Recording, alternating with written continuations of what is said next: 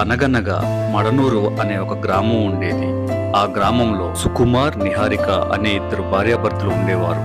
వారికి ఇద్దరు పిల్లలు, పెద్ద పాప తనూజ, చిన్న పాప చైతన్య. వీళ్ళిద్దరూ ఎంతో ముద్దుగా అల్లరి చేస్తూ ఉండేవారు. ఒక రోజు ఇంటి ఆరుబయట ఉన్న సుకుమార్తో నిహారిక ఇలా అంటుంది. ఏమండి, మీరు రోజు ఆ సముద్రం ఒడ్డుకి వెళ్తున్నారు. అక్కడ ఏవేవో వింతలు జరుగుతున్నాయట. అటువైపుకి మీరు వెళ్ళకండి. దానికి సుకుమార్ ఇలా అన్నాడు. నీ దుంపదేక ఏం మాట్లాడుతున్నావే? నేను రోజు అక్కడికి వెళ్ళి వ్యాయామం చేసుకుంటాను. నువ్వు అన్నట్టుగా నాకు అక్కడ ఎటువంటి వింతలేం కనపడలేదే.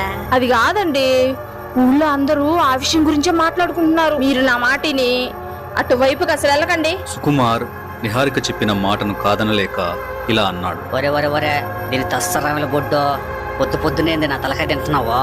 నేను ఆ పక్కగా బానుగానే, నువ్వు ఇంట్లోకి వెళ్ళి పని చేసుకోపో. సుకుమార్ ఆ మాట అనగానే నిహారికకు చాలా సంతోషం అనిపించింది. తరువాత తను ఇంట్లోకి